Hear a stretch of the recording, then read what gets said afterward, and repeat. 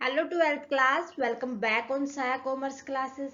सो twelfth class मैं आपके सामने फिर हाजिर हूँ इकोनॉमिक्स की एक और नई क्लास के साथ। सो इकोनॉमिक्स में हम डिस्कस कर रहे थे chapter determination of income and employment.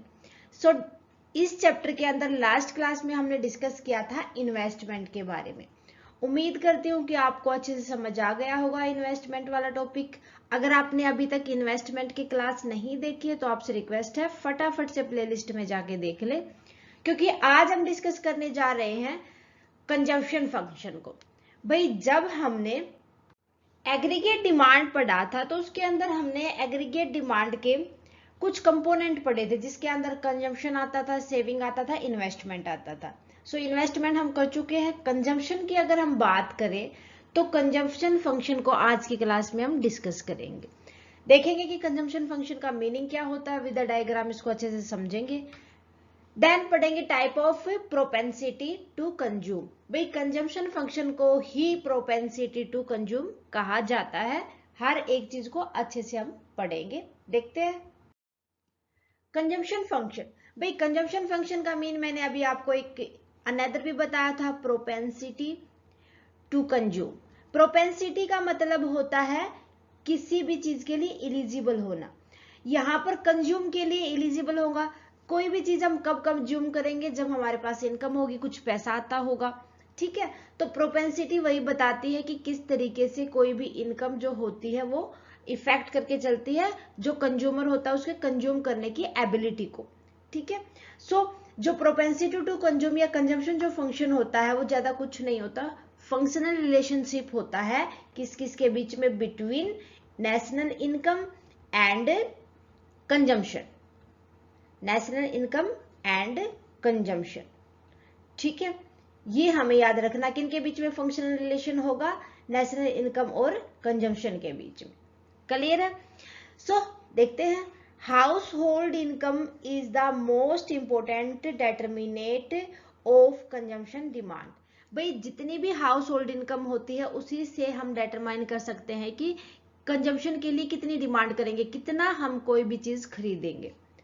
So the relationship between consumption and income is describe by the consumption function. इसलिए जो रिलेशनशिप होता है इनकम, नेशनल इनकम और जितना हमने कंजम्पशन पे पैसा खर्च किया है वो डिनोट किया जाता है किसके द्वारा? C is equal to function of y। That mean क्या हो जाएगा? f इंटू में y, ये फंक्शन हो जाएगा, ये इनकम हो जाएगी, नेशनल इनकम हो जाएगी या हाउस होल्ड इनकम हो जाएगी। सो जो कंजम्पशन होंगे हम इन्हीं चीज को देख के मतलब करते हैं कि हमारी इनकम कितनी है। कंजम्पशन डिपेंड करता है प्रॉपरली हमारी इनकम के ऊपर। भाई, पैसा तभी तो हम खर्च करेंगे जब हमारे पास कोई भी इनकम का सोर्स होगा।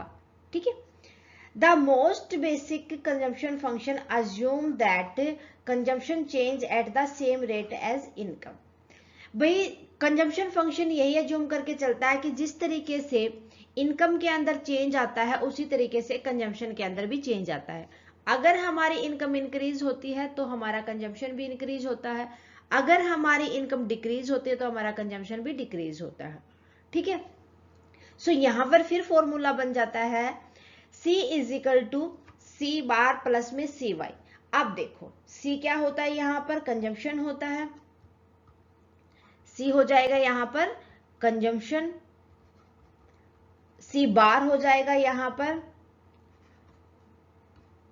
Autonomous consumption. ऑटोनोमस कंजम्पशन क्या होता है? देखो, ये हम आगे पढ़ेंगे, अच्छे से एक बार लिख लेते हैं।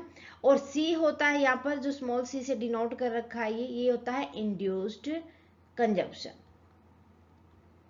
क्लियर है? और ये हमें पता है हमारी इनकम होती है। गोट माई पॉइंट? ठीक है, तो यहाँ पर जब हम कंजम्पशन फंक्शन निकालते हैं तो उस टाइम पर हम ये देखते हैं कि हमारी इनकम के अंदर जो चेंजेस आया है उसके अकॉर्डिंग हमने कंजम्पशन पे कितना चेंज किया है। अब देखो, जो हमारी कंजम्पशन टू टाइप की थी, ऑटोनोमस कंजम्पशन और इंड्यूस कंजम्पशन। भाई, ऑटोनोमस जो कंजम्पशन है उसको हम C बार से डिनोट करके चलते हैं। इसका मतलब यही होता है कि हमारी इनकम के अंदर चाहे तो इंक्रीमेंट हो चाहे डिक्रीमेंट हो, सो कंजम्पशन के ऊपर कोई इफेक्ट नहीं पड़ता। इवन यहाँ पर इनकम जीरो होगी जब भी कंज्यूमर कुछ ना कुछ कंज्यूम जरूर करेगा, क्योंकि देखो बेसिक नीड्स की जो चीजें होती है हमारी, रोटी कपड़ा और मकान, वो इनकम के ऊपर डिपेंड नहीं करती, हमें पेट भरने के लिए कुछ ना कुछ खरीदना होता है। सो इसी तरीके से जो ऑटो कंजप्शन होता है, ऑटोनोमस कंजप्शन होता है, वो यही बताता है कि ये इंडिपेंडेंट ऑफ इनकम होता है। जिस तरीके से हमने लास्ट क्लास के अंदर ऑटोनोमस इन्वेस्टमेंट पढ़ा था, उसी तरीके से यहाँ पर हमें कंजप्शन करना है, वहां पर हमें इन्वेस्ट करना था। क्लियर है? सो ऑटोनोमस कंजप्शन यही कहता है कि इनकम चाहे हमारी जीरो हो तो भी हमें कुछ ना कुछ कंजम्पशन करना ही पड़ता है, लाइक बेसिक नीड की गुड्स। ओके। इंड्यूस्ड कंजम्पशन यही कहता है कि जिस तरीके से हमारी इनकम और अर्निंग इंक्रीज होती है, उस तरीके से इंड्यूस कंजम्पशन भी इंक्रीज होता है। अगर इनकम ही हमारी डिक्रीज होगी, दैट मीन ये भी क्या हो जाएगा, डिक्रीज हो जाएगा। ये टोटली डिपेंडेंट होता है अर्निंग और इनकम के ऊपर। ठीक है, समझ आ गया कि ऑटोनोमस कंजम्पशन क्या था और इंड्यूस्ड कंजम्पशन क्या था। भाई इन्वेस्टमेंट के अंदर पढ़ा तो इन्वेस्टमेंट देखना था कि जो इन्वेस्टमेंट ना चाहते हुए भी करनी पड़ती है। यहां पर हमने कंजम्पशन को देखा तो यहां पर हमने कंजम्पशन के पॉइंट से देखना, मीन सेम ही होता है। ओके, देखो अब आगे। सो आप समझते हैं कंजम्पशन फंक्शन के कर्व और शेड्यूल को। भाई एक एम्प्लॉय की ये इनकम दे रखी है, उनका कंजम्पशन दे रखा है। जस्ट जब उस एम्प्लॉय की इनकम जीरो थी तब भी उसने 40 रुपीज तो कंज्यूम किए थे। ये जो कंजम्पशन है ये उसका जो बेसिक नीड की होती है, जिसका इफेक्ट इनकम की वजह से नहीं आता, जो इनकम से अफेक्ट नहीं होती, दैट मीन ये कौन सी हो जाएगा कंजम्पशन, ये हो जाएगा ऑटोनोमस कंजम्पशन। ठीक है, तो ये तो करने ही पड़ते हैं कंजम्पशन। देन उसके बाद एम्प्लॉय की कोई भी पर्सन था, उसकी इनकम 100 हुई तो उसने कंज्यूम किया 120, 200 हुई तो 200, 300 हुई तो 280। रुको, यहां पर देखो, जब उस पर्सन की इनकम 200 थी तो उसने 200 ही कंज्यूम कर लिए। देन 300, फिर उसने 280, फिर 400 उसने 360 कंज्यूम किए, 500 फिर उसने 440। यहां तो उसने सेविंग भी स्टार्ट कर दी ना, है ना। यहां पर उसने उधार लिया था। ओके, उधार ही तो लेगा जब उसके पास कोई भी इनकम सोर्स नहीं होगा। तो ये था हमारा शेड्यूल। अब इसको डायग्राम के थ्रू समझते हैं। जो ये कंजम्पशन है ये इनकम है। अब यहां पर देखो कि इस तरीके से क्या हुआ कि कंज्यूम तो उसने कुछ ना कुछ किया ना, यहां से जीरो कंज्यूम तो उसका काम ही नहीं चलेगा। बेसिक नीड तो चीज तो खरीदी उसने, चाहे इनकम उसकी जीरो थी तब भी। जिस तरीके से इनकम बढ़ती गई है तो उसका कंजम्पशन भी बढ़ता गया है। एक पॉइंट ऐसा था जहां पर उसकी इनकम और उसकी जो सेविंग थी वो मीट हुई, मीन्स सेविंग नहीं, कंजम्पशन मीट हुई। यहां पर क्या हुआ, उसने 200 रुपए कमाए और 200 ही कंजम्पशन कर दिए, कंज्यूम कर लिए 200 ही। तो यहां पर उसको क्या होगा कि उसकी जो इनकम थी वो इक्वल टू हो गई उसके कंजम्पशन के। ओके, तो यहां पर उसका सेविंग कितना हुआ, 0 सेविंग हुआ उसको। इस पॉइंट को कहा जाता है ब्रेक इवन पॉइंट। ये आपको याद रखना है, ब्रेक इवन पॉइंट। फर्दर आगे जब तक आप इकोनॉमिक्स को पढ़ोगे, जब तक ये आपको पढ़ना ही पड़ेगा। ओके, ठीक है। तो उसके बाद हमने देखा कि ये वाला पोर्शन और ये वाला पोर्शन, ये क्या हुआ भाई, ठीक है। यहां पर तो हमने देखा कि जो हमारी इनकम है ना वो हमारे कंजम्पशन से ज्यादा है। यहां पर हमने देखा इनकम है वो कंजम्पशन से कम है। दैट मीन यहां पर तो उस पर्सन को पैसा बाहर से उधार लेना पड़ा, उसकी इनकम से ज्यादा उसने खर्च किया। यहां पर उसने कुछ ना कुछ सेविंग भी कर ली, तो यहां पर तो सेविंग इंक्रीज होती है, यहां पर वो उधार वगैरह लेता है। क्लियर है? ठीक है, तो मीन्स यहां पर उसको सेविंग हो जाएंगे, यहां पर वो डिस सेविंग होंगे। ये था कंजम्पशन फंक्शन। अब बात करते हैं कि प्रोपेंसिटी टू कंज्यूम, ये 2 टाइप की होती है। एक तो क्या होती है एवरेज प्रोपेंसिटी टू कंज्यूम, एक क्या होती है मार्जिनल प्रोपेंसिटी टू कंज्यूम। सबसे पहले देखते हैं एवरेज प्रोपेंसिटी टू कंज्यूम क्या होता है। ये बताता है कि पर यूनिट के जो हमारी इनकम है उसके ऊपर कितना कंज्यूम किया। पर यूनिट ऑफ इनकम किसी भी पर्सन ने कितना कंज्यूम किया। दैट मीन इसको डिनोट कर देंगे हम C by Y. C by Y means यहाँ पर टोटल कंजम्पशन कितना था, कंजम्पशन किसके ऊपर पूछा गया है, पर यूनिट ऑफ इनकम। इस तरीके से हम APC निकाल लेते हैं। गोट माई पॉइंट। नेक्स्ट देखो, कुछ पॉइंट होते हैं जो हमें ABC के कंसिडरेशन करते टाइम पर ध्यान रखने होते हैं। सबसे पहला पॉइंट, अगर हमारी APC ग्रेटर देन 1 है, दैट मीन जो कंजप्शन है वो एक्सीड है नेशनल इनकम से before break even point, break even point से पहले।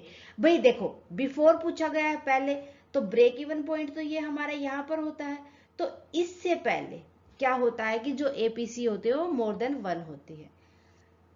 APC इक्वल टू 1 का मीन्स होता है यहां पर कि जो कंजम्पशन है वो हमारा इक्वल टू है नेशनल इनकम के, मीन्स उसने कोई भी सेविंग नहीं की, जितना इनकम थी उसने सारी की सारी कंज्यूम कर ली। दैट मीन ये होता है ब्रेक इवन पॉइंट, ये वाला पॉइंट। यहां पर APC इज इक्वल टू 1 होती है। यहां पर जो ये नीचे वाला होता है ये APC मोर देन 1 होती है। ओके, ग्रेटर देन 1, ठीक है। APC क्या है यहां पर, ग्रेटर देन 1। देन उसके बाद आता है APC लेस देन 1। इसका मतलब होगा कि ये ब्रेक इवन के बाद ये वाला कौन से वाला हिस्सा है, ये वाला हिस्सा है। यहां पर APC क्या होगी, लेस देन 1। मीन्स क्या होगा, कंजम्पशन से ज्यादा हमारी इनकम है, हमने कुछ ना कुछ सेविंग की है। इस पॉइंट पर सेविंग होना स्टार्ट हो जाती है, ठीक है। देन देखो inverse relation with income, APC decrease as income increase. भाई जब इनकम इंक्रीज होगी तो APC डिक्रीज होगी, अगर इनकम डिक्रीज होगी तो देन APC इंक्रीज होगी। क्लियर है, नेगेटिव इनवर्स रिलेशनशिप होता है दोनों के बीच में।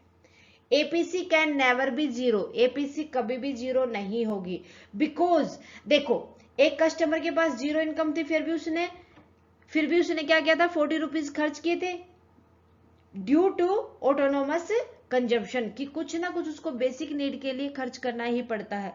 अब देखो चाहे हम कुछ कमाए ना कमाए, पेट भरने के लिए तो हमें रोटी का जुगाड़ तो करना पड़ता है, वो किसी भी तरीके से हम कर सकते हैं।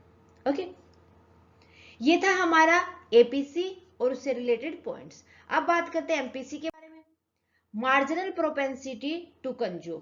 वही यहां पर हमें चेंज देखना है, क्या देखना है, चेंज देखना है कि अगर इनकम के अंदर चेंज आता है तो उसके रिगार्डिंग हम अपने कंजम्पशन में कितना चेंज लेके आते हैं, ठीक है, कि इनकम में जो चेंज आता है वो कंजम्पशन की कितनी यूनिट क्या चेंज लेके आते हैं हम, वो होता है marginal propensity to consume, MPC। इसको रिप्रेजेंट किया जाता है C के द्वारा।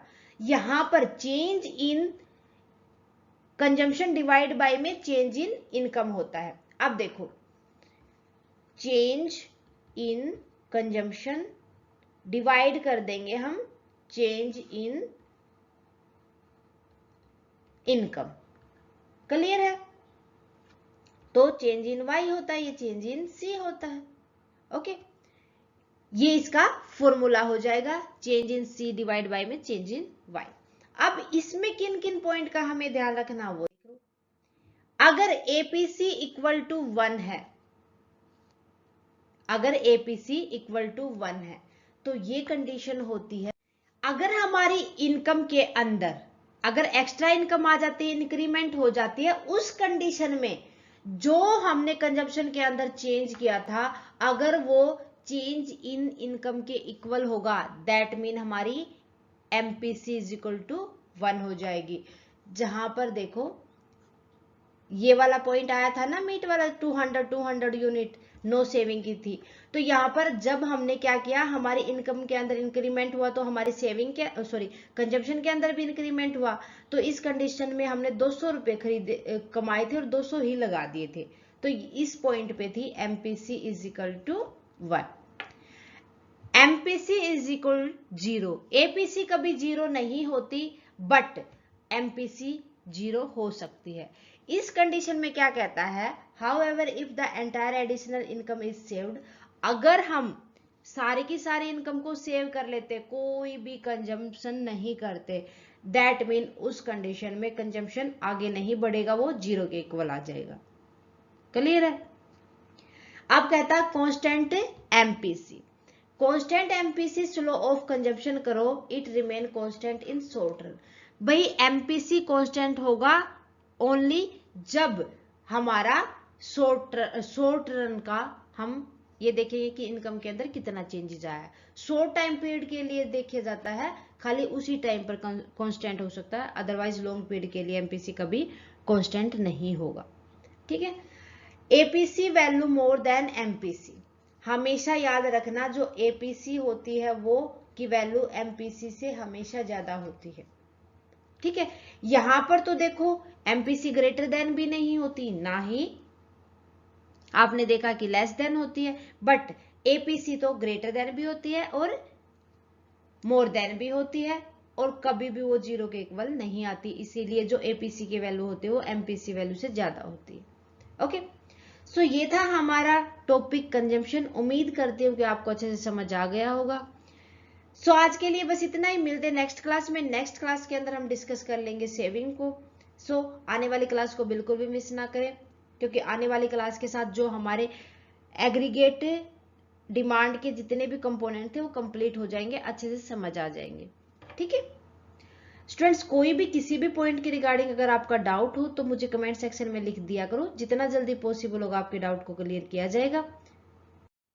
क्लास कैसी लगी मुझे कमेंट करके बताएं, अच्छी लगे तो प्लीज लाइक और अदर स्टूडेंट के साथ ज्यादा से ज्यादा शेयर करें। अगर आपने अभी तक साया कॉमर्स क्लासेस को सब्सक्राइब नहीं किया है तो फटाफट से सब्सक्राइब कर ले और बेल आइकन को दबा ले, ताकि आने वाली क्लास की नोटिफिकेशन आपको मिलती रहे। Thank you very much student, मिलते हैं नेक्स्ट क्लास में। Bye bye and take care.